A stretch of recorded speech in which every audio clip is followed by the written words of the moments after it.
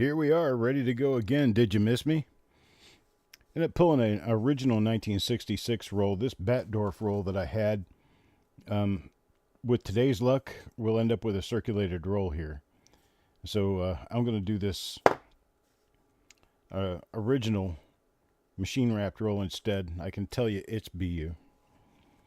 Never been in one of these, so I have no idea what could be inside here, whether they're great coins, good coins, or not, but it is an original wrapped roll. So the decision is up to the bank.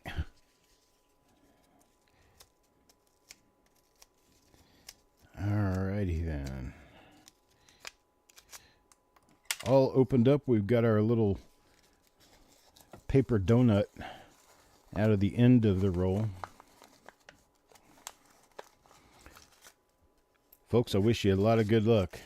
We've got a couple of nice ones to be looking for. 2 different reverses and an obverse that are all nice double dies. All right, let's get started. Coin number 1, Carl. Carl.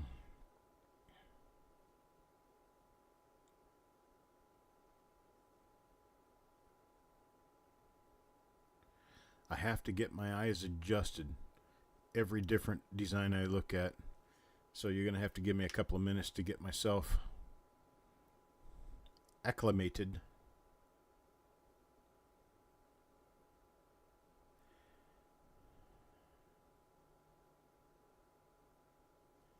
Nothing on that one. I'm pretty much expecting nothing through this roll. That way I can't be disappointed when it happens. I have looked through a number of 66 rolls, have only found die varieties in a couple of them. They are difficult to find, but when you do, they're usually really good ones. The one on the obverse shows really nicely, and In God We Trust, and on the last 6 of the date. One of the reverses, the very rare one, the very, very nice one, shows best right here in 1. The other pretty nice one shows mostly in the opposite edge around Of America.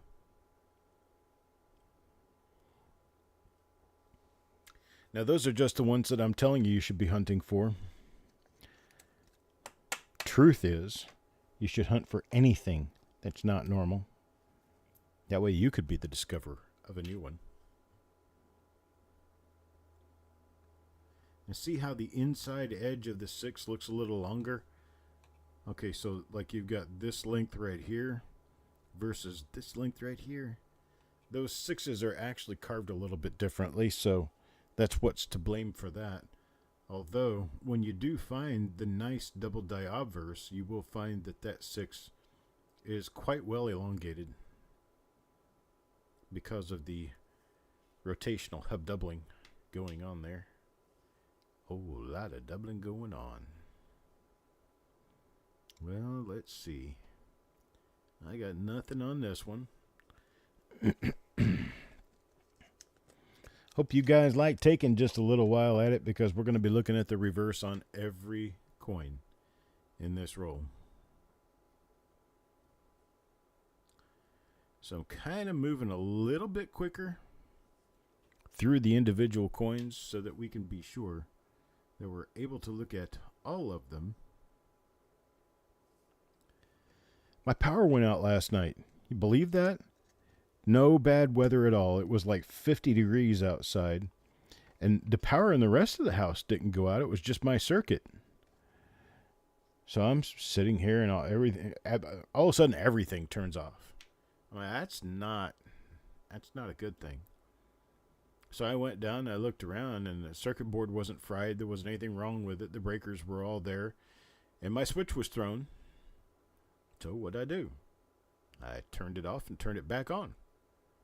And everything's been fine ever since. I guess every once in a while a little surge goes through and it kicks it just enough to say, hey, I'm still here.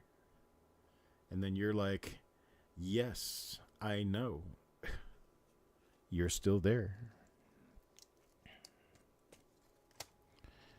Right, Doug? Your nemesis. Hey, look at it this way. If we find one, at least you'll know exactly what you're going to be looking for. Right? There are a lot of cases during this era where people see thickness or they see something touching the rim or whatever. Typically between 65 and 68.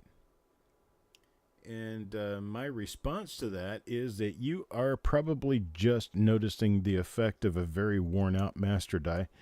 It was changed in 1969 for that very reason. The design was just getting too old and they needed to replace it. 1966 begins the period more or less where you can find letters that are nearly stuck to the rim because of the creep and crawl of the molecules of steel that create these hubs and dies. They do creep a little bit as they're used. And over a period of many, many years, they crept all the way to the rim. So they needed to be replaced, and they were with brand new designs, 1969. I've got Angie's insert here upside down, and it drives me nuts to let them go that way, so that's what we're doing. Here we go. All right, Angie's coin.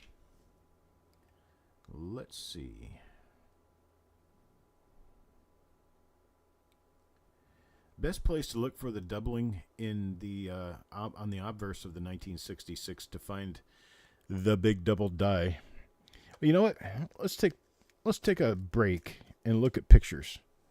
How about if we do that? Let's look at pictures.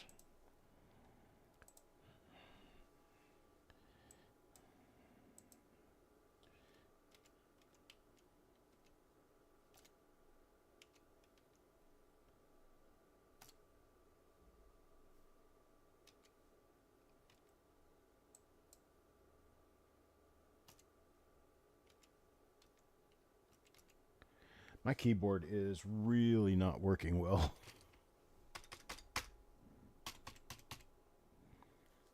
Wow. Okay. Let's try it this way. There we go. Now it's working. Okay. In our little break, we'll have an educational spot here real quickly. There's your U on the 1966 double die obverse. Very obvious, very nice looking doubling. You can see it here on the 6s and on the 9 just a little bit, but it is much more visible up here on We Trust. And that's what that one looks like. Nice double die, very nice one.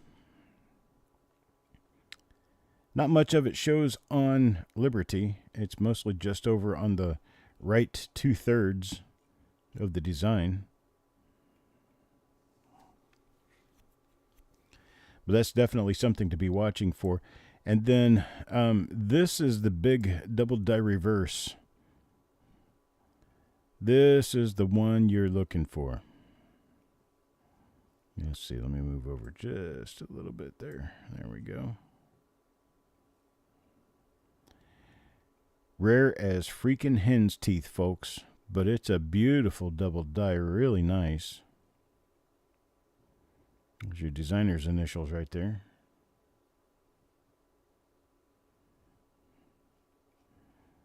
Okay. So that's what that looks like. I don't believe I have the other double die obverse listed here. So, tell you what I can do.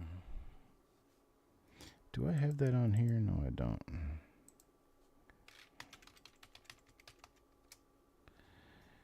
Let's look in here. Let's see what he lists. Let's see what's on here with Mr. Wexler's website. This is DDO number 1 again.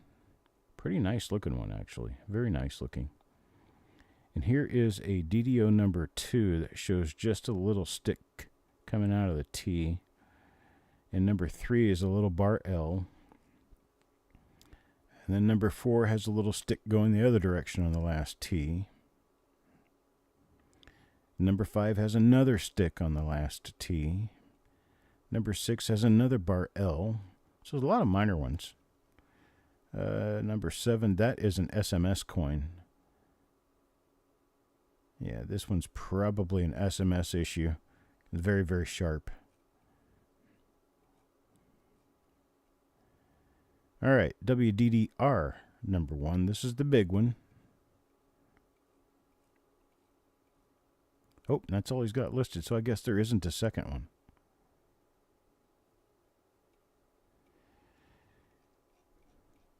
But that's what we have to watch for. Good little education to have once in a while to make sure that you are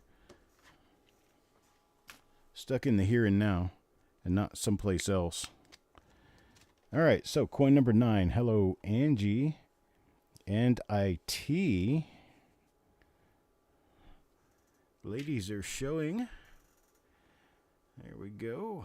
1966. Let's check the T's on these now. Make sure. Just to be sure. Nothing on the obverse there.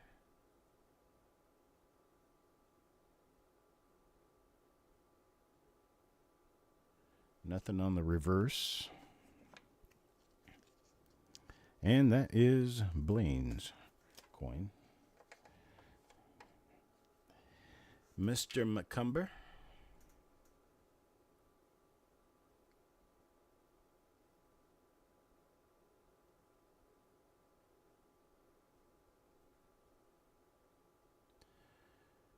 All right, no DDO.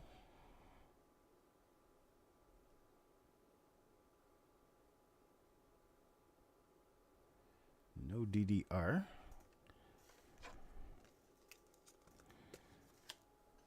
And next up, Paul Hampton. Paul Hampton.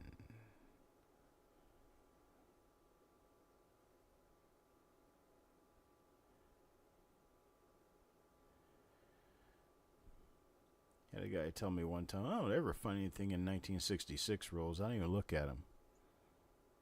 And I said, well, you don't look at them? He says, no. I said, well, I can tell you why you're not finding anything in them.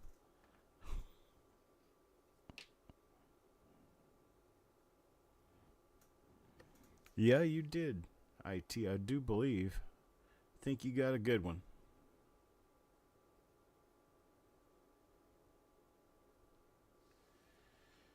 All right, nothing there on Polly's coin.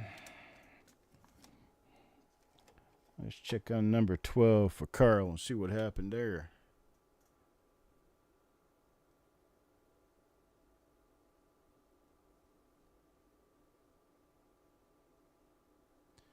Not nothing, not no how. Reverse.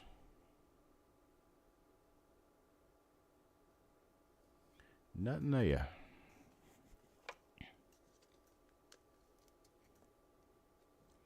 Doug did send a picture of his find. Unfortunately, it was machine doubling.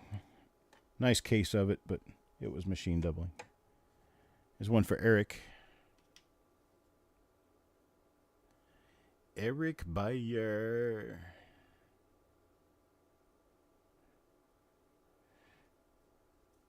Not nobody know how. Not there. Let's check the other side.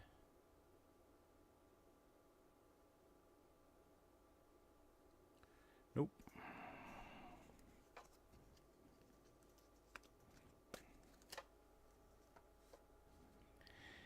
Ant 2242. Let's see what we have for him. Nothing on the obverse.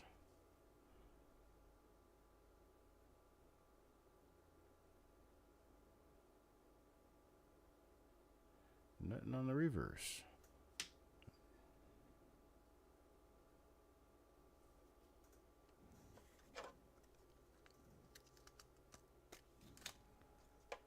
Number 15. Sissy.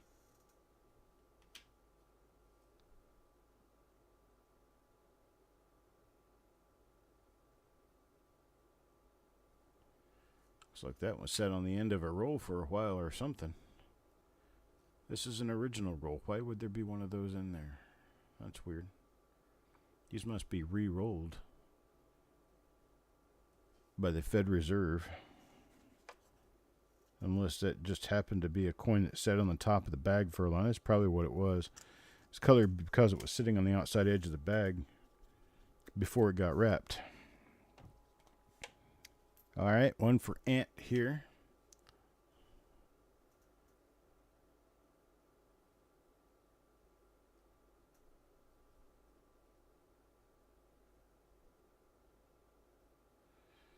Nothing there.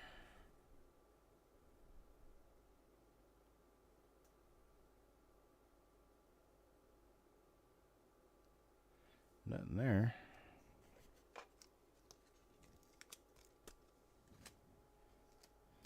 How about number 17, Stan?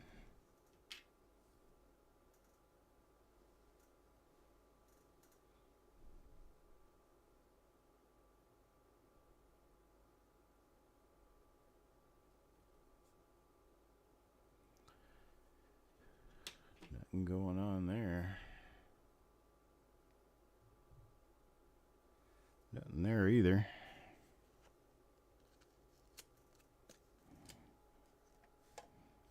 $18.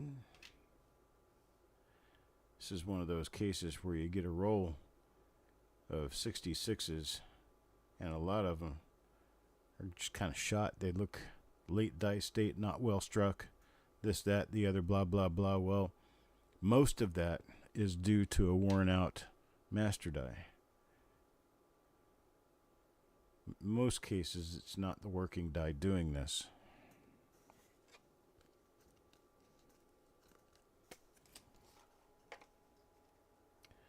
On to number 19.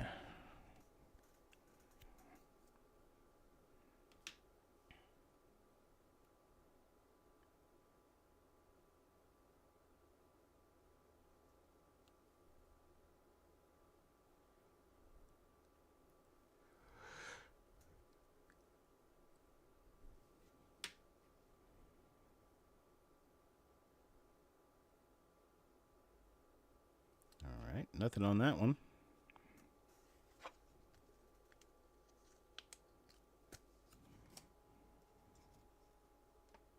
Okay, I'll do that. IT, it's usually best if you come over to Facebook and just message me on Facebook. I'll answer faster. I have Messenger, so I decided to step back into the Facebook realm, but it's only really for communication's sake.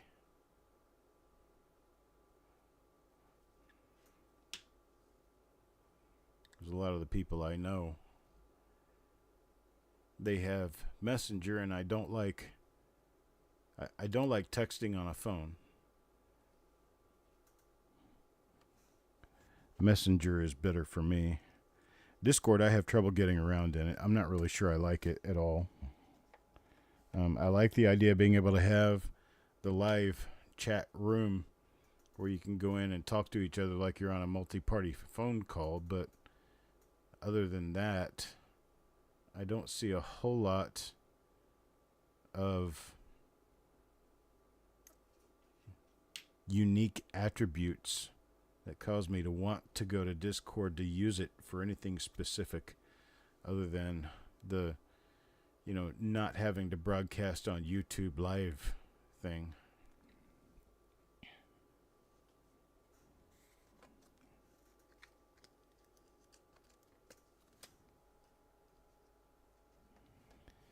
But I don't like using phones for anything other than telephone calls. And so generally you won't catch me in the middle of a text message conversation with people, because I will tell them to either give me a phone call or Send me a message on Messenger and wait till I'm home.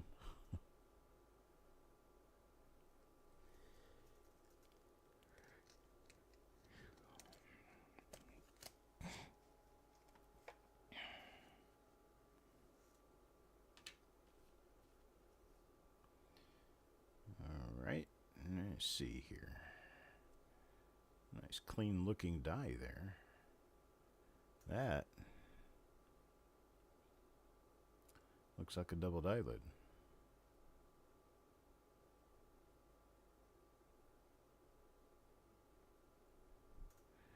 I'm thinking probably so. I'll hold this out, let Eric take a look at it. Tell me what he thinks about it. Can't get rid of the yawns today. Medication issues.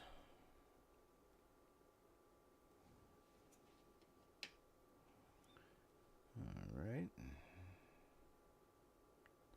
Nothing on the reverse of this one.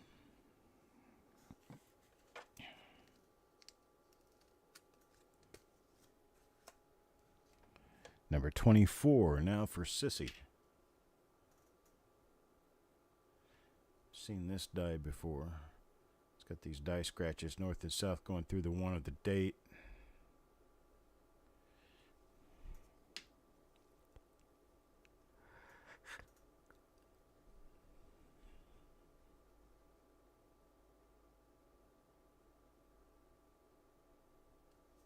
Nothing there.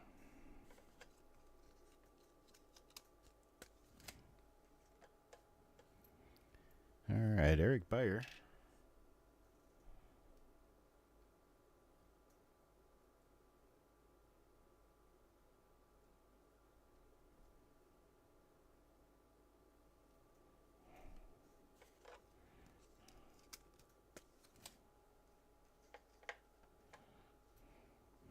Pull.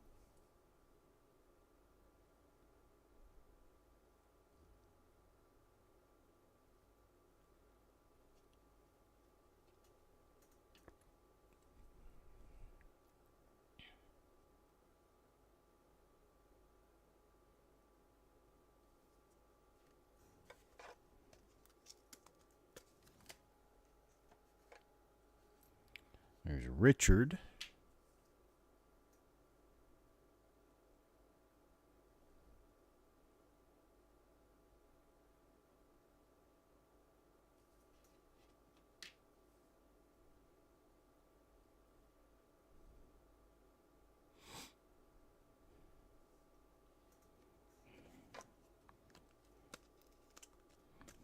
I'll tell you what would help a lot. I'm going to back out a little bit.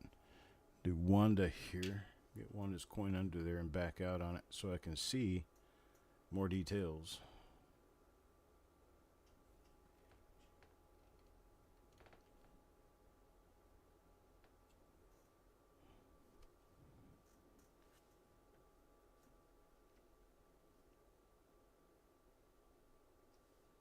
There we go.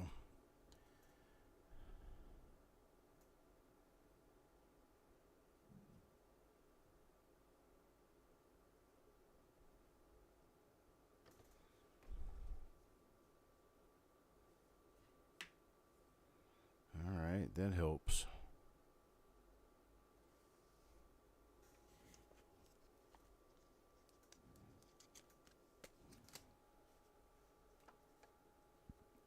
Eric Beyer goes next.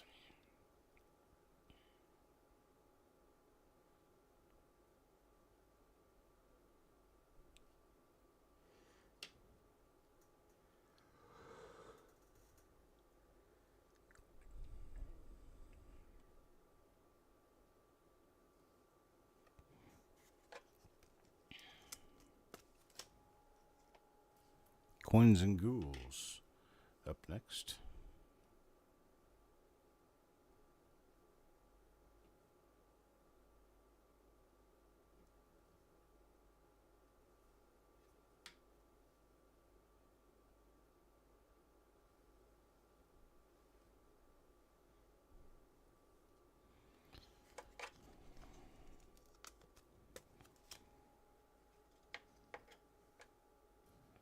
Blaine.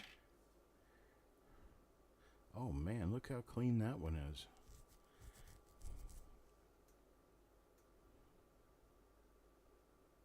A pretty sweet looking coin right there.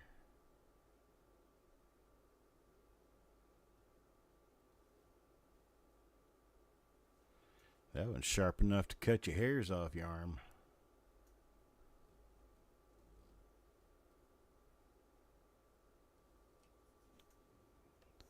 Nice, I like that one. Pretty coin too. Number 32, Frank.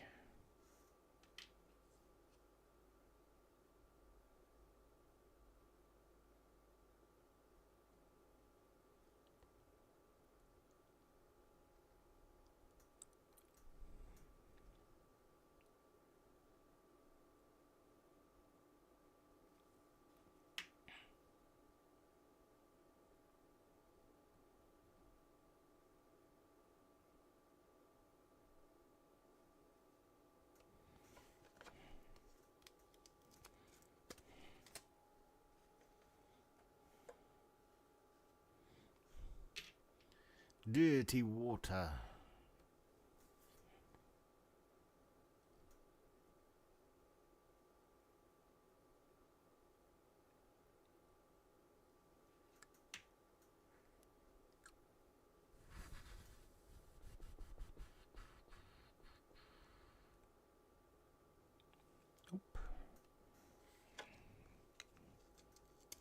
An exercise in exercise here. Just looking through this roll to see if anything pops up. It's another real clean looking one there. Not as nice as that other one though, man. That other one's sweet. Sweet.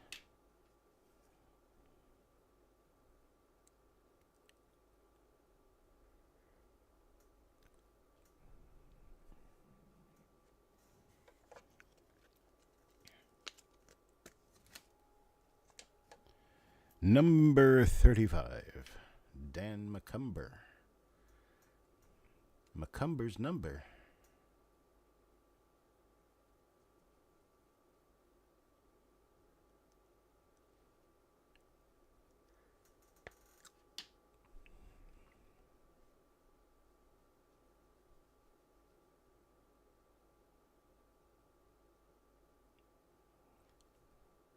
That is machine doubling, not a doubled die.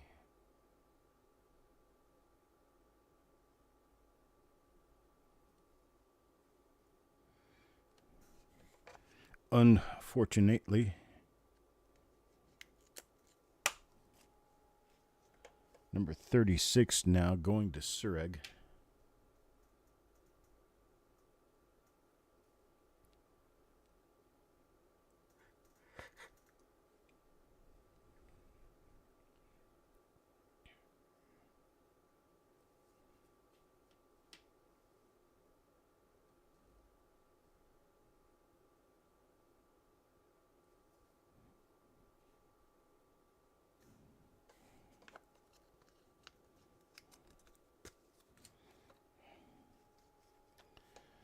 Number 37, back to Angie again.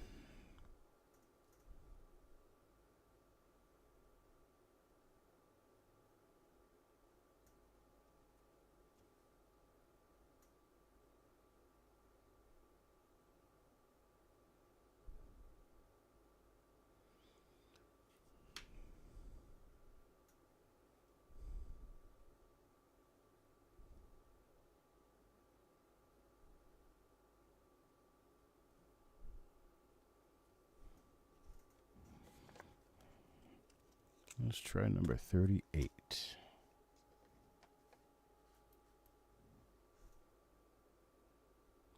Not seeing the markers. Not 100% sure what you're talking about with markers. There aren't anything on these.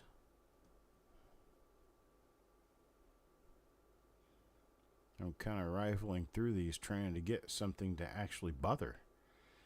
Right now, I haven't found but one coin in this entire roll that has any real chance of being something to bother about.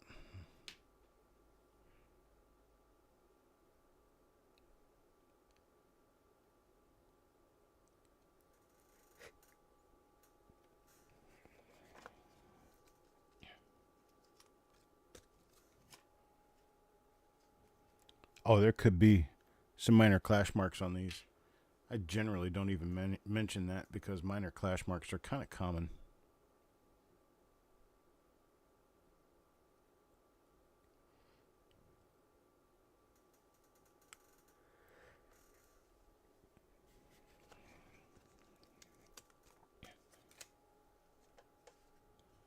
All right, Wanda.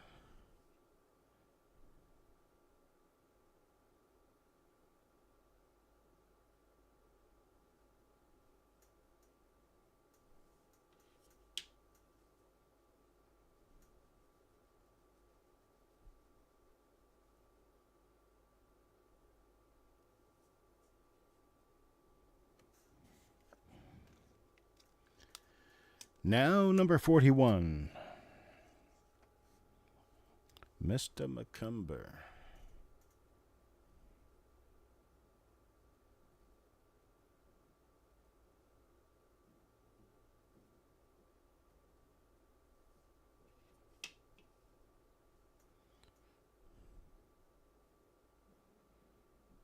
Nope.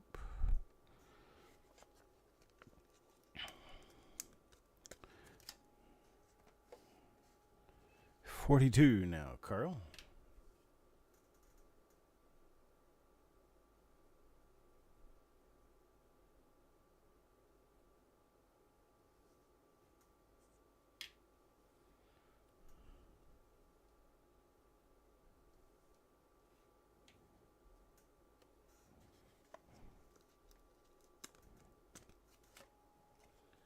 $43 for Stan.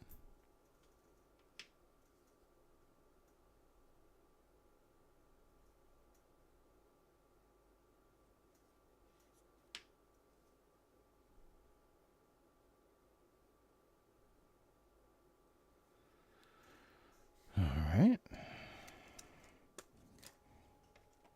44. Sissy. I've seen this die pair.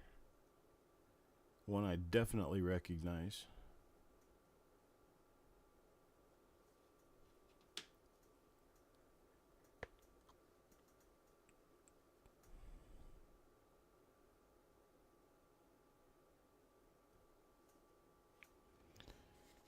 Now, number 45.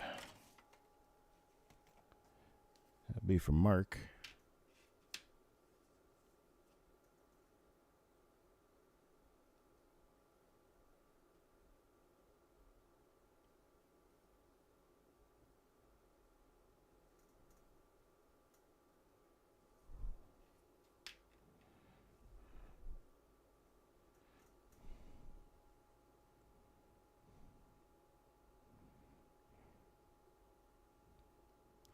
Not getting anywhere with this roll. Pretty much on the idea that we've got that, what could be a really minor doubled eyelid. Have an example out for, that could be one of them right there. But have an example out for Eric to take a look at, make a determination on whether he believes it to be a double die or not. If he does, he'll go back through the roll again and look at every coin.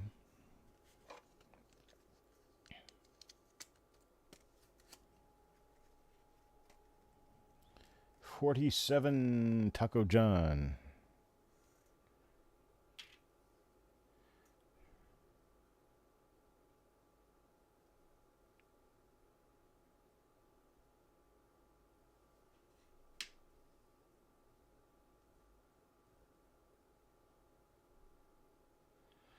Nothing doing. 48. Well, I got 3 coins left in the roll. Frank.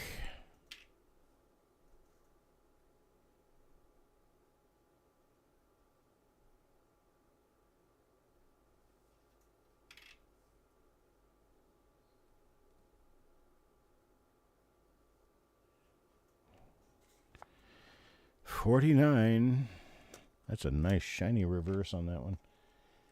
It's coin number 49 now for Sureg.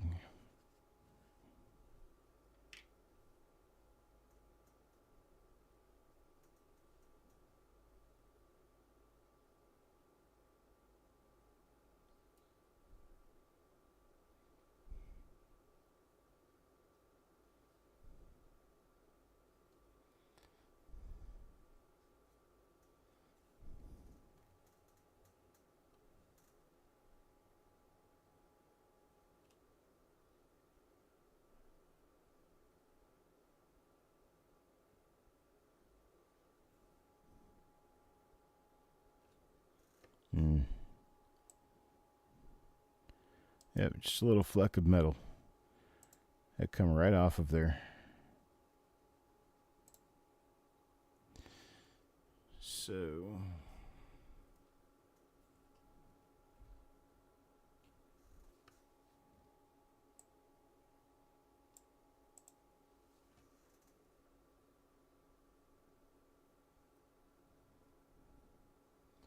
thought we might have us one.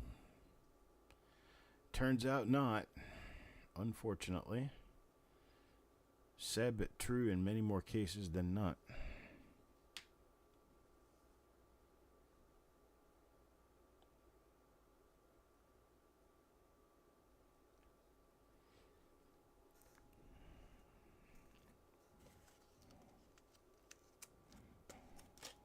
Last coin, Farm Dog.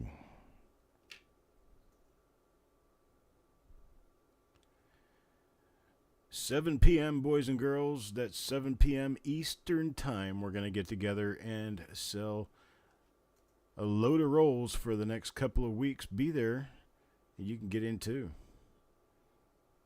Until then, well, I bid you folks farewell.